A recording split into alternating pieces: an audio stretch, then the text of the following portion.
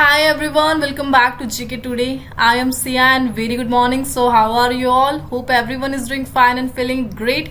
Here we are discussing GK Today English Current Affair of 25 June 2025 and the topics are in place in news category. We will discuss Lake Tahoe and Chios Island.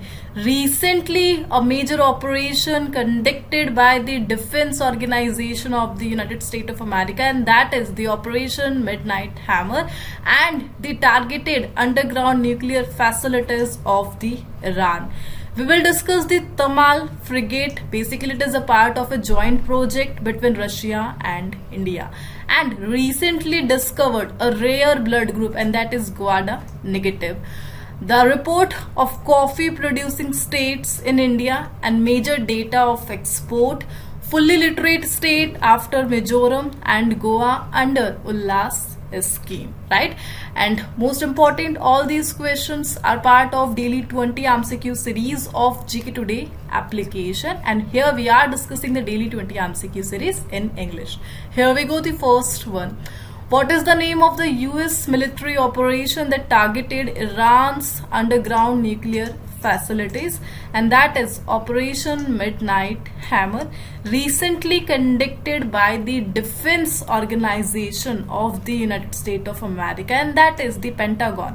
So Pentagon was in news. Basically, it is the second largest office building globally, and its headquarters, it is located at Virginia in USA. And recently Pentagon conducted the Operation Midnight Hammer in Iran's prominent 3 nuclear sites. So the target areas, they are the Fordo, Natanz and Isfahan, the major Iran's nuclear sites. Basically, the aim of this operation to surprise Iran's nuclear program and to prevent the threat by Iran to Israel, right? So here we are discussing the major weapon that was used in Operation Midnight Hammer, the duration of the operation and the other information. So the duration of the operation, it is about some 37 hours. Exactly some 125 total, including 7 B-2A Spirit aircraft, was the part of Operation Midnight Hammer, and some other weapon including the B-2 bomber, the highlight of the day. Exactly, it was the most rated aircraft of the United States Air Force, developed by the Northrop Grumman, just because it have the ability not to be detected by the radar system. And the other one is GBU-57 MOPs, the heavy bombers of the United States of America. And the last one is the Tomahawk missile that US has used with the help of submarines in Iran's Isfahan nuclear site, right? A point to be remembered, and that is about the Tomahawk missiles. Basically, they are long-range subsonic cruise missile primarily used by the US Navy only. But it is not the first time when US used it.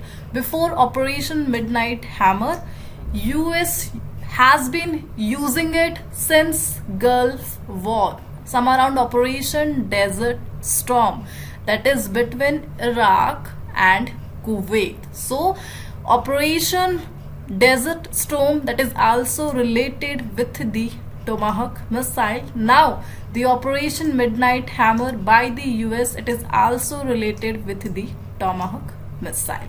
And after this operation, a major announcement from the supreme leader of Iran, and that is that he will close the Strait of Hormuz. It is very important route because most of the oil export from Saudi Arabia, UAE, Kuwait is happening from this route only.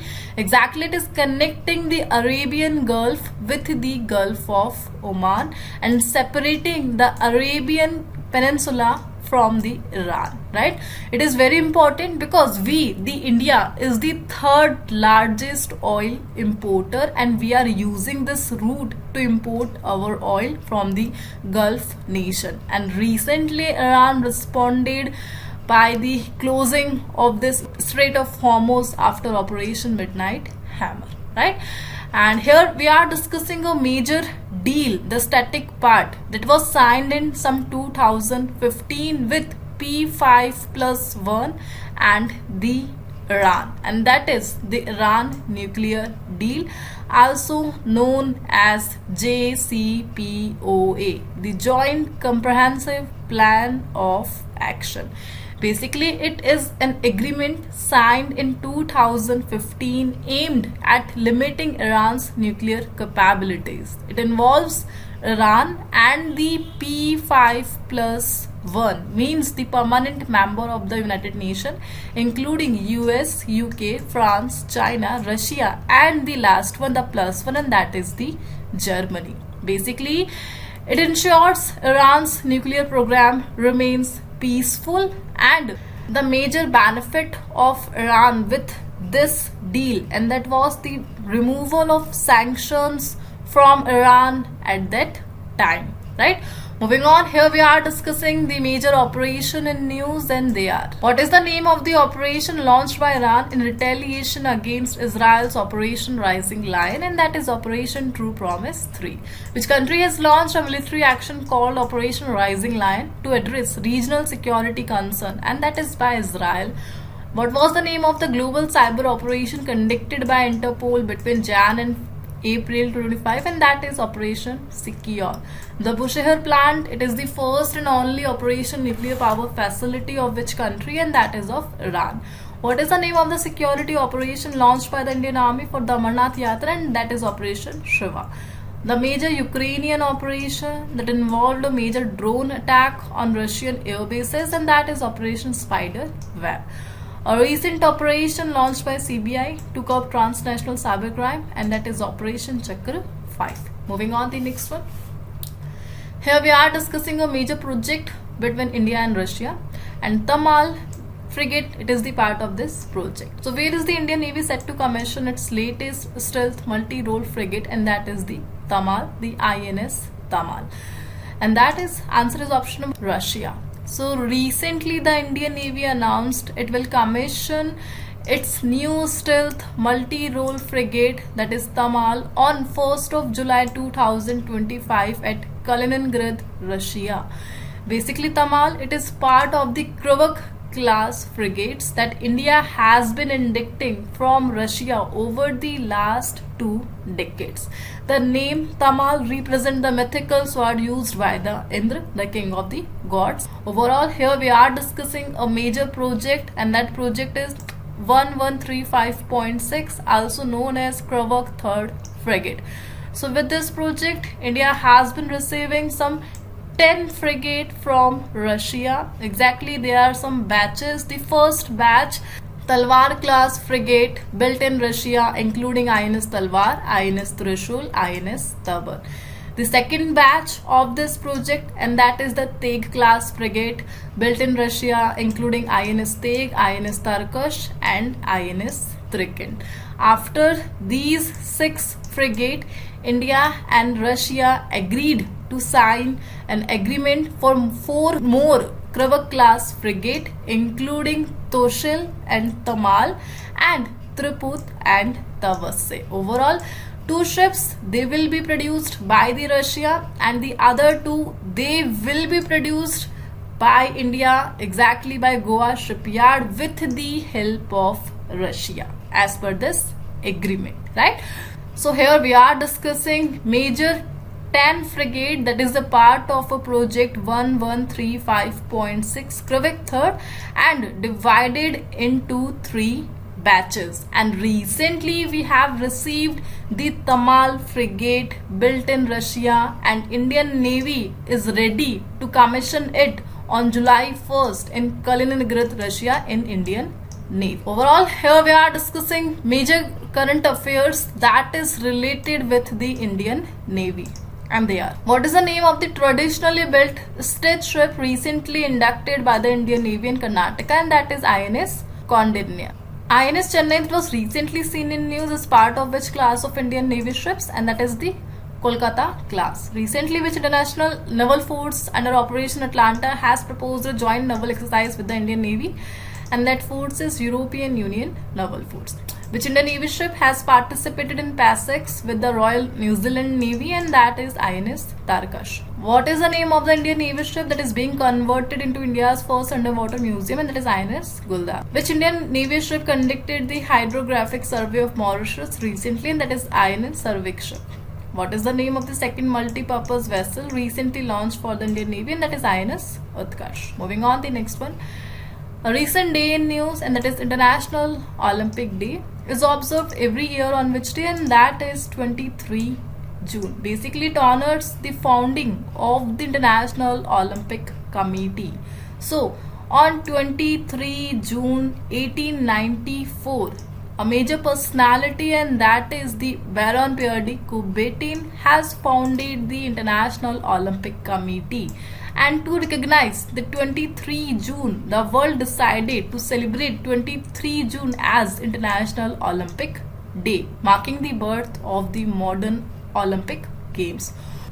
And the theme of 2025 International Olympic Day, and that is Let's Move, promoting physical activity in partnership with World Health Organization. Overall, you have to remember the name Baron Pierre de Coubertin. He is the founder of International Olympic Committee, and International Committee founded on 23 June 1894, and the day 23 June, right? Moving on, the next one. Here we are discussing some major days in news, and they are Global Wind Day is observed on which day every year, and that is 15th of June. World Blood Donor Day, and that is on 14th June. International Albinism Awareness Day, that is on 13 June. World Day Against Child Labor, that is 12 June. International Day for Dialogue Among Civilization, and that is 10 June. World Accreditation Day, and that is celebrated annually on 9th June. World Ocean Day, and that is 8th of June. Now you have to mention the 1st May. What is the event on that day? Moving on, the next one. Recently, a rare newly discovered blood group, and that is gwada-negative. So what is gwada-negative? That was recently mentioned in news, and that is option is D, blood group system. So recently, France's National Blood Agency, the French Blood Establishment, the EFS, discovered a new blood group system called gwada-negative, officially recognized by the International Society of Blood Transfusion, and it is scientifically named EMM negative and registered as ISB T042. Overall, the name gwada-negative, the inspiration, basically it refers to the Guadeloupean origin of the women who carries this rare blood type. Overall, Guadeloupe, it is an island in Caribbean Sea. So basically, the speciality that makes gwada-negative a rare blood group, and that is it lacks the EMM antigen that is common in most people. If we compare it with common blood types just like A, B, AB, O, basically based on ABO system, the RH factor positive or negative. So all these blood group have the EMM antigen on red blood cell. But the special thing in gwada-negative that it lacks the EMM antigen, and that's why it is counted as rare blood group recently by the International Blood Organization. Overall, people with gwada-negative can't easily receive blood because donors are extremely rare. Moving on, the next one. A recent place in news, and that is Lake Tahoe, that was recently seen in news. Is located in which country? And that is US. So recently a boat capsized at Lake Tahoe, resulting in 6 deaths and 2 missing people. Basically, Lake Tahoe is the fresh water and mostly clean lake in the Sierra Nevada mountains on the California-Nevada border in United States of America. Exactly, the lake has extremely pure water. The rate is of 99.99% purity. Overall, just because of this tragic incident that occurred at Lake Tahoe, it was in news. Moving on, the next one. Which of the following states are the top 3 coffee producing states in India? So here we are discussing India's coffee export and the top 3 states of India, and they are Karnataka, Kerala and Tamil Nadu. So recently India's coffee export reached $1.8 billion, marking a 125% rise over the last 11 years due to efforts by the Coffee Board of India. Here we are discussing some major data of export. In 2014-15, exports were valued at over $800 million, rising to $1.14 billion in 22-23 financial year. Then $1.28 billion in 23-24, and now we are at $1.8 billion, right? Europe is the top buyer of Indian coffee, with major importers including Italy, Germany, Belgium, Middle East countries, Korea and the Japan. Overall, the main coffee producing states are Karnataka, Kerala and the Tamil Nadu. And also the rank of India. So India ranks 7th in global coffee production with a 3.5% share, and in export category we are on the 5th place with a 5% share. Moving on, the next one. Which state has become India's third fully literate state under Mizoram and Goa? So recently the third state that has become the India's third fully literate state, and that is Tripura, the northeast state. So recently on June 2025, Tripura was officially declared a fully literate state, becoming the third in India after Mizoram and Goa. The achievement was celebrated as a historic and proud moment for the state, and basically it is the part of the Ullas scheme. The full form is Understanding Lifelong Learning for All in Society.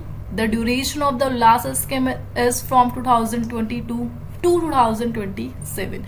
It is a basically centrally sponsored scheme. The target group is non-literate adults aged 15 years and above, and the Ullas scheme basically it is aligned with the National Education Policy 2020 and supports the goal of Viksit Bharat by 2047.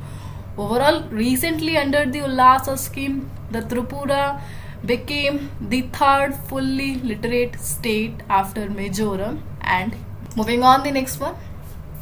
A recent place in news that is also from the United States, and that is the Chios Island. So Chios Island, it was recently seen in news due to wildfire, is located in which sea? So basically it is the part of Aegean Sea above the Mediterranean Sea. So recently a major wildlife broke out near the main town of Chios Island in the eastern Aegean Sea, with over 100 firefighters and water dropping aircraft working to control the flames. Overall, Chios, it is the Greek island located in the Aegean Sea, just 8 km off the western coast of Turkey. Aegean Sea, it is a important location because it is a separating point for Turkey. Exactly, the Bosphorus Strait, it is separated by the Aegean Sea and the Black Sea, and also Bosphorus Strait, it is connecting point of Asian Turkey and the European Turkey. So you have to remember the location exactly on the north side of Mediterranean Sea, the location of Aegean Sea sharing its coastal line with the Strait of Bosphorus and further the Black Sea, right? And just because of the wildfire, it was in news. So with this question, here we are completing this session and the topic of the quiz, and that is related with the international current affair, and the answer you have to mention in the comment box. And we will meet with the next session. For more information, you can check the description box just below this video. And thank you for watching.